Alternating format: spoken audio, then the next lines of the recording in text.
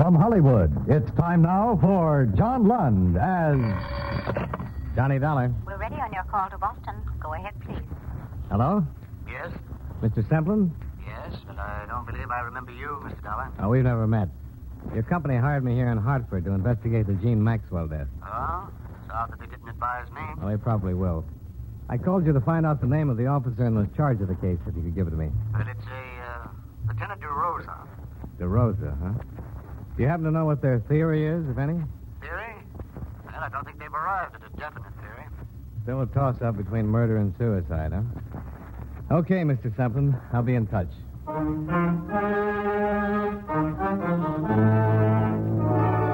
John Lund in a transcribed adventure of the man with the action-packed expense account. America's fabulous freelance insurance investigator. Yours truly, Johnny Dollar.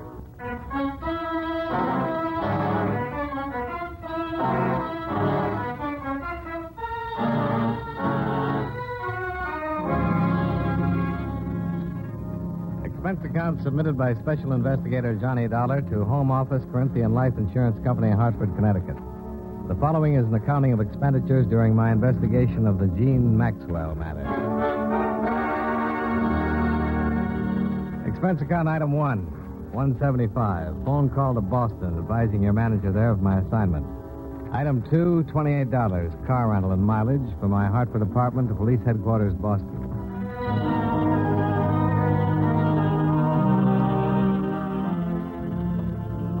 What's the matter, Dollar? Don't you trust us? It's not up to me to distrust you, Lieutenant. But these insurance people get uneasy when there's a choice between suicide and murder. Unless the murder motive is the policy. And you don't think there's a chance of that? Well, I wouldn't say definitely not, but the Maxwell girl made her mother her beneficiary. And her mother's an invalid in a rest home. Did you know the mother had taken up with an old flame? No, I didn't. Goes to see her 3 times a week. Crazy things have happened. I'll get the file. Sit down. Now, this is all we've got so far, pending coroner's inquest and autopsy report. Here's a photo of where she was found. Shallow water. That's the bridge? Yeah, she was lying right about there.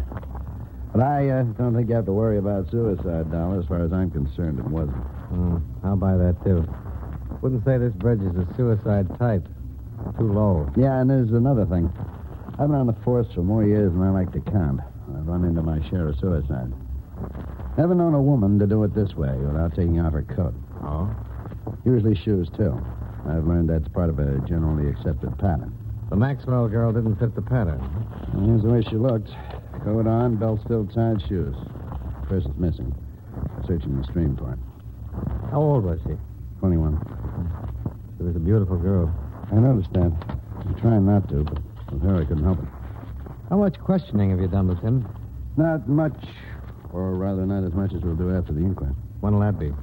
The day after tomorrow. You want anything more here? No, thanks, Lieutenant. I'll check with you later. I drove out to the stream where they found the girl's body, and there I chalked up another point against her death being a suicide. The bridge from which she had dropped was a good 4 miles from town. Boston had better bridges to offer within the city limits. I followed the riverbank and found the approximate spot from which the police photograph had been snapped. On the assumption that she'd been brought there in a car, the placement of her body in relation to the 2 lanes on the bridge made it look as if the car was going toward Boston and not away from it. 5 minutes later, I was heading the same way.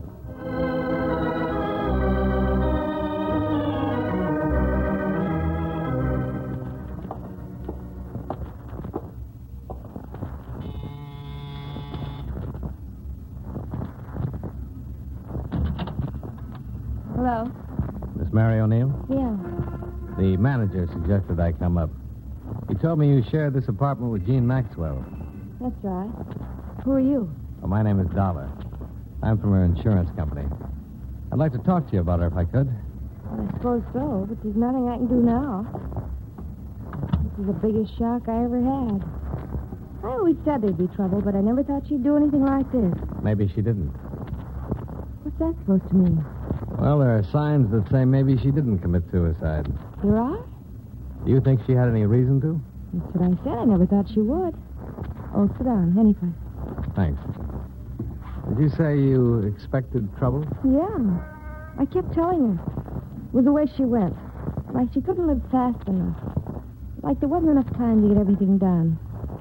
And she'd been like that ever since she got rid of... her mother went into that hospital. Jeanne was all tied down, taking care of her before. What could have caused trouble? Well, I'm not saying she was wrong or anything. But there were too many men. Do you mind telling me who they are? I don't know. Only about one, Harold Corey. He's gone with her the longest. He's a big blonde truck driver. Harold Corey. He drives for the Seaboard Trucking Company. Sometimes he goes way out to the West Coast. And while he was gone, Jeanne didn't stay home and catch up on her reading, if you know what I mean. Yeah, I think I do. Out with a different guy almost every night. I didn't cry, but she'd never tell me who they were. You think somebody killed her, don't you? Would you help me try to find out? What did I do? Well, you didn't want to pry, but I get paid to. I'd like to look at her things. I suppose it's my duty, sort of, isn't it? In a way, yeah, but I can't force you to. Oh, I know it's the thing to do. Some of her doors are locked, but I'll show you what I can. I started on the locked dresser drawers. They gave up and opened after a brief struggle, but contained on the whole things that might normally be locked up because of their value. Imported perfumes, expensive lingerie, and some jewelry. Only thing that looked as if it might have been hidden for the sake of secrecy was under the jewel box. There was a gold house key with a heart-shaped bow. I never saw that before. Never saw the perfume before either, but I smelled it. That's a few $100 worth of scent. And the rest of it there. Was Jeanne used to such expensive things? Not that I know about. Harold Corey sure couldn't shell out that kind of money. And that heart-shaped key. That's cozy. I'd like to keep it if I could. Oh, I don't know about that. After all, it isn't mine. I might get into trouble. Oh, you won't, I promise you. I'm working with the police on this thing. I want to find out where it was made, if I can, and who ordered it. Oh, I get it. Sure, I wouldn't stop you from doing that. Even if I could. A phone call to the Seaboard Trucking Company gave me the information that Harold Corey was out on a run to Philadelphia. It was expected about 3 in the morning. Expense account item 3, $7. Drinks and dinner after I checked into the Bristol Hotel. Item 4, 1 dime. Phone call to Jeanne Maxwell's employer. Edward Hollis was at home and would see me.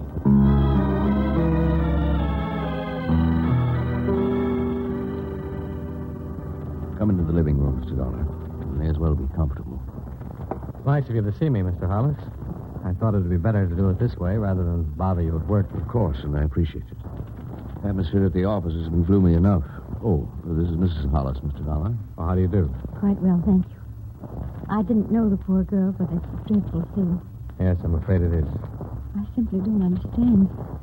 A young girl like that with everything to live for. May even be worse than that. Worse? How could it be worse? Looks more and more like her death was not a suicide. Mr. Dollar. I didn't mention it on the phone. The police think it was murder. So do I. I thought it'd be better to save the blow until I got here. Murder's pretty messy. I can't believe this. Why did they think that? Well, almost intuition, not quite. They know how people commit suicide. On an average, all suicides do certain things. The Maxwell girl didn't do any of them. Well, this is a shock. I suppose I could be dragged into a courtroom along with everybody else who knew her. Beatrice, you run along upstairs. There's no reason for you going through this. All right, Edward. I think I'd rather. Good night, Mr. Dollar. Good night. I'm sorry, but it couldn't be helped. Of course it couldn't. I understand. Please don't be long, Edward. No, I won't, dear. Could I mix you a drink, Mr. Dollar? No, thanks. I'll make this as fast as possible. I don't know how much you knew about Jeanne Maxwell's private life. I knew nothing. I have a number of girls in the office, and it's been my philosophy to remember that not too long ago I was young, too. As long as they do their work well, I ask no questions. As a matter of fact, I have no right to. Sure. From what I've gathered, she was mixed up emotionally. She didn't have much freedom because of an invalid mother she took care of. Yes, I did know that. When the mother went into a hospital, Jeanne began to make up for lost time. She led her friends to believe that she was friendly with a lot of men. But I don't believe that. Oh? I think it was one man. One with enough money to buy her expensive things, perfumes, jewelry, even a gold key. I'll have to admit that she was a beautiful thing. You say she worked with a number of girls at your office? Yes, there were 11 others. Out of those 11, did she have any close friends that you know of? Well, let's see. The Dyer girl, Grace, that is. They seemed to be quite friendly. I couldn't be sure of any others. Well, would you give me all their names then? I'd like to talk to them. You know, find out if something might have come out over lunch or cocktails. Yes, of course. Perhaps it'd be better if you phoned me at the office in the morning. I could give you their addresses as well. All right, we'll do it that way. Well, thanks very much, Mr. Hollis. I'm sorry meeting you couldn't have been more pleasant. The next morning, I had a list of 11 feminine names and the address of Jeanne Maxwell's truck driving friend. By 10:30, I was following up the ladder.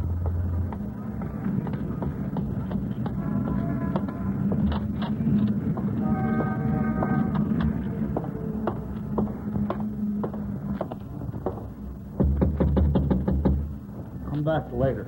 I can't see anybody now. I'm an investigator from Jeanne Maxwell's insurance company. I want to talk to you about her. Wait a minute.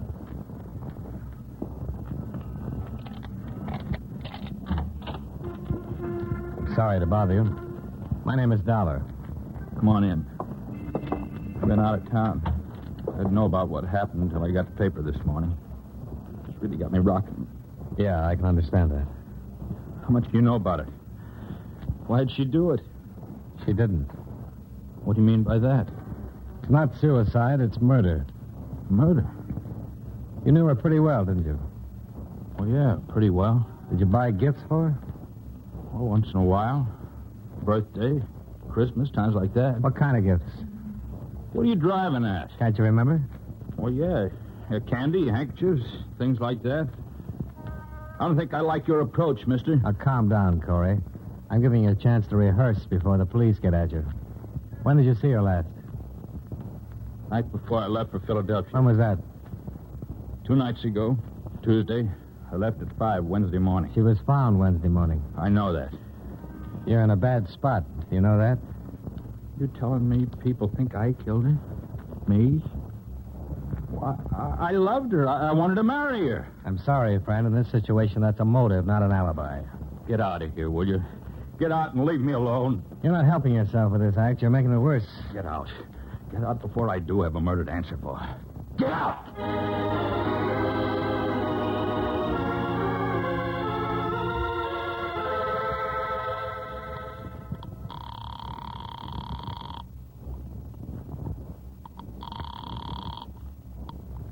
Lieutenant DeRosa. This is Dollar, Lieutenant. I just left a friend of the Maxwell girl. Name of Harold Corey. Dollar, I've been kicking myself for not getting the name of your hotel yesterday. I didn't have one then. Well, I've got a few things to pass along to you now. Oh, that's what I meant. If I could have located you, I could have saved you the trouble. What do you mean? The death was suicide after all. What? How come? Autopsy report. There was a concussion from the drop from the bridge, but it wasn't the cause of death. Hey, wait a minute. Not so fast. The cause of death was carbon monoxide. Looks like she pulled a suicide where to embarrass somebody, and her body was tossed from the bridge to get her out of the way.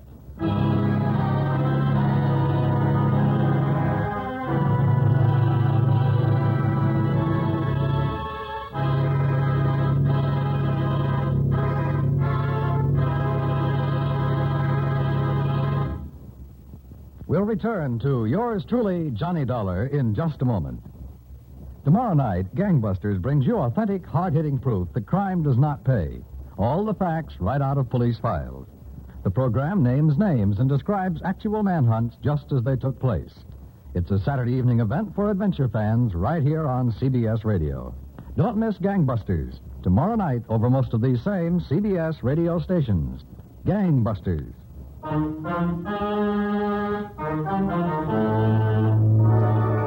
Now, with our star, John Lund, we bring you the second act of yours truly, Johnny Dollar.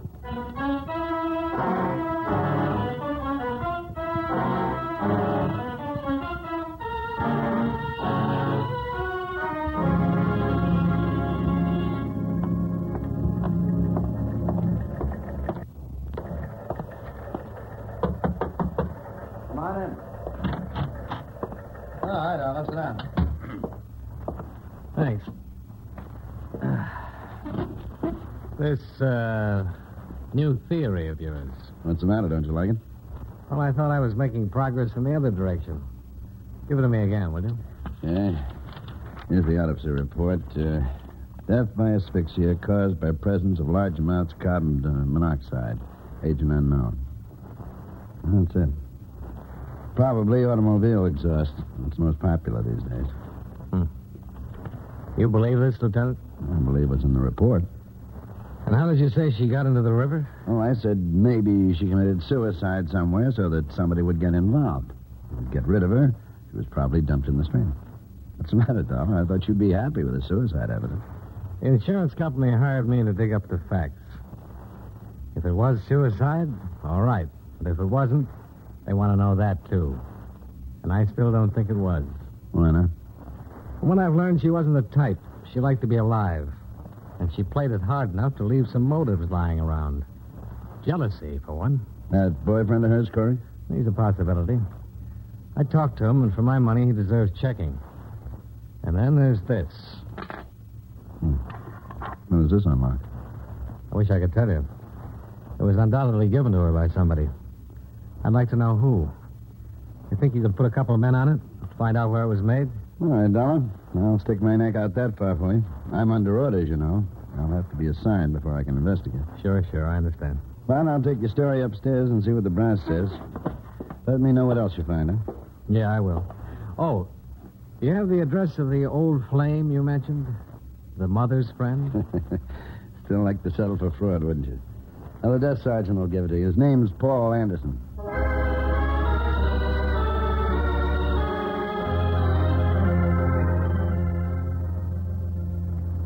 I'm from Jeanne Maxwell's insurance company, Mr. Anderson. Wonder if you could spare me a few minutes. Yes, I suppose so. Come in. You're the adjuster? So soon? I'm an investigator. Oh? I didn't know she had a policy. Yeah, she did. $25,000 to go to her mother. I see. But her death has been classed as suicide, which voids the policy. The 2-year self-destruction clause is still in effect. That's a pity. Why do you say that? It's the least you could have done for poor Mildred. That's her mother? Yes. An extremely young mother. Who has almost ruined her life for that girl. Oh, I didn't know that. Yes, the daughter was born when Mildred was only 17. And she was left to care for the child herself. I helped as much as I could. Oh, I don't want you to misunderstand. There's nothing to be hidden. I suppose it is unusual. I did meet Jeanne first. But when she took me to her home and I met her mother, I realized that Jeanne was no more than a cheap little opportunist. The complete opposite from her mother. As I say, I suppose it is unusual. Yeah, but that doesn't make any difference. The point is that you dropped the girl in favor of her mother. Is that it? It wasn't the gross situation you evidently wish it had been.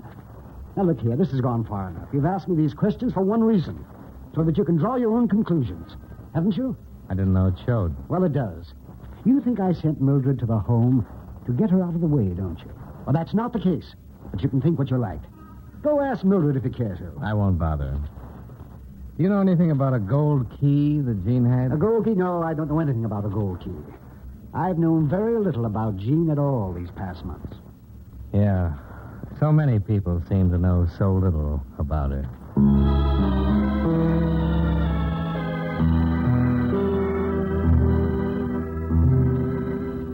Hello, Mr. Dollar. I've been wondering how you were making out. How are you, Mary?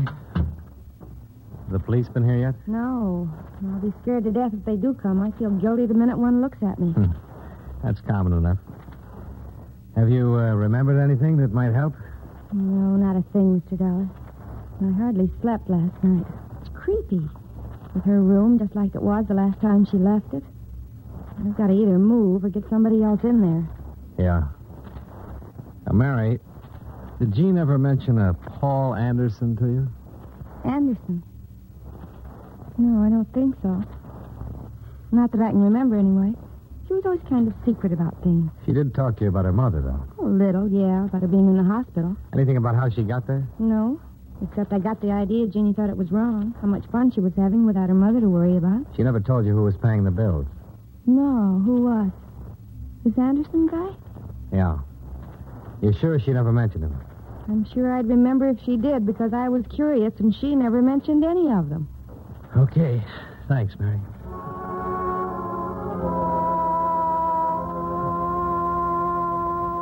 It was 4 p.m. then, and at 5, I was standing in front of the Seaboard Trucking Company building on Columbus Avenue as Harold Corey backed a big rig into a parking area and headed for a short-order restaurant across the street. Hello, Corey. What this time? The dispatcher tells me you're going out on another run. Pretty short layover, isn't it? Yeah. You decided to look into the way I do my work? Oh, I just wondered if there was a reason for this quick run. Yeah, there is. I asked for it. I figured driving I could get my mind off this thing. Anything wrong with that? Maybe not. You know how she died? I read about it. Carbon monoxide. Yeah. The police have decided that doesn't sound much like murder. What do you think? She's dead. That's as far as I can think. You knew about Paul Anderson, didn't you? And what about Paul? Well, that he might have been more interested in Jeanne than he was in her mother. I suppose you're just doing a job, aren't you? Well, if what you say is true, I didn't know about it. If I had known about it, I would have killed him, not Jeanne. Now leave me alone, mister. I can't take any more. Well, I don't enjoy it either. As you say, I'm just doing a job. I checked that night with 6 of the 11 girls who had worked, lunched, and chatted with Jeanne Maxwell. Their collective description was of a girl who listened to and enjoyed what other people said, but had little to offer herself. None of them knew anything about her private life. But the next morning, the police located a goldsmith who said he remembered making the heart-shaped key. I went out to see him, then got back to Lieutenant DeRosa. How'd you make out with that fussy little man, darling? Well, we found the day the key was ordered, and he remembered a few things, because a councilman's wife came in the same day. What? The customer, J. Carter was the name he gave, mentioned a cottage on a bay. That's east. The girl's body was found northwest of here. I think she was dumped from a car coming toward Boston from out there. So, I think the cottage is in that direction. Deduction yet. Well, if I were going to dump a body, I wouldn't carry it through town to take it to that bridge, would you? I'm being paid to think about another case. I couldn't sell the murder pitch upstairs, but I tried, and I'll buck for promotion if you're right and upstairs is wrong. I don't suppose you could earn that promotion by assigning some men to cover that northwestern section, could you? Not a chance. That's county. Division of responsibility. Yeah. And we'd all be surprised to know how many criminals take advantage of that.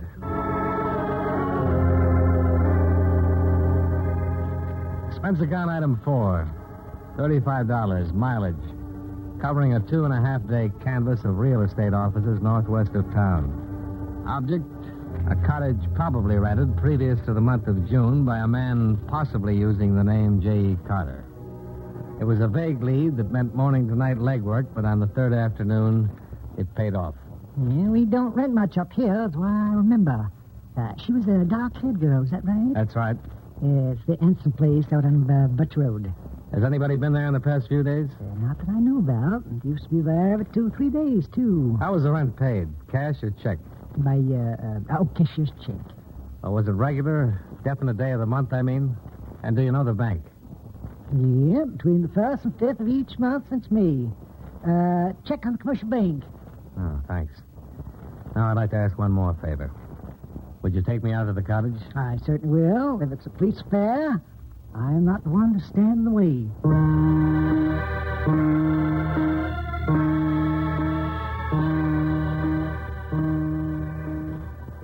Well, Mr. Dollar, I've always said that I personally vouch for the people I do business with. But you never know, do you? That's a profound truth in any business. I'll certainly try to be more careful in the future. Do you want to go now? Yeah, I think I've seen enough.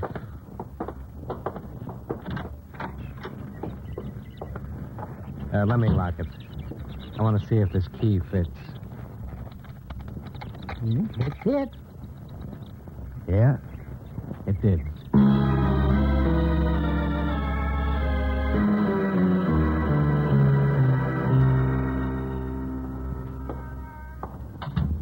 Well, I didn't expect to see you again. Didn't you, Mr. Hollis? You thought you'd get away with it? What did you say?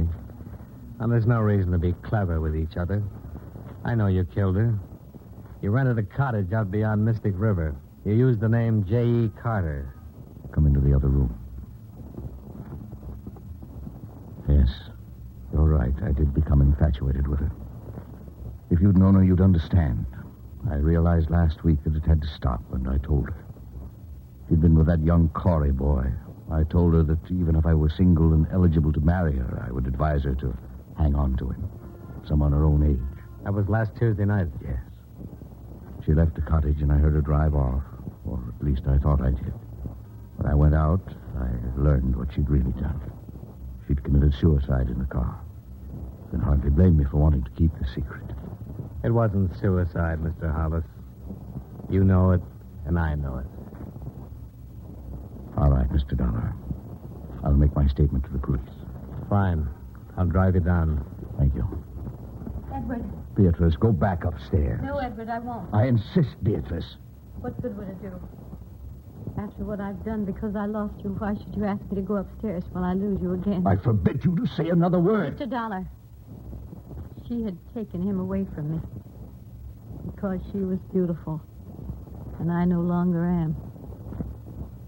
I was waiting in their cottage. When they came in, I struck her. Is this true, Mrs. Hollis? Yes. I killed her. And since there was nothing left of our lives, we carried her to the garden. Beatrice, what have I done? What have I done?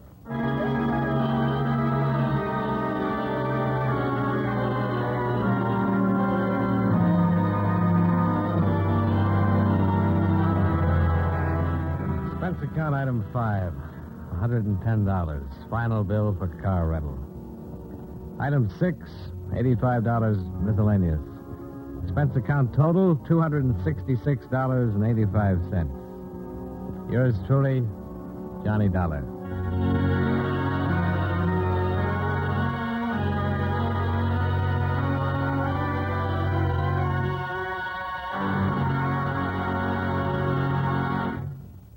Yours truly, Johnny Dollar, stars John Lund in the title role and is written by Gil Dowd with music by Eddie Dunstetter. John Lund can currently be seen in the Universal International picture Just Across the Street. Featured in tonight's cast were Jeanette Nolan, Howard McNear, Ted DeCorsia, Virginia Gregg, John McIntyre, Barney Phillips, and Dick Ryan. Yours truly, Johnny Dollar, is transcribed in Hollywood by Jaime Del Valle.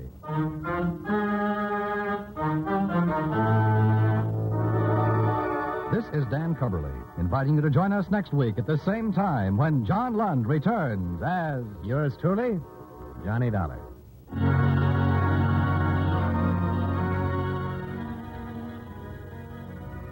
And remember, Tarzan brings you his adventures Saturday evenings on the CBS Radio Network.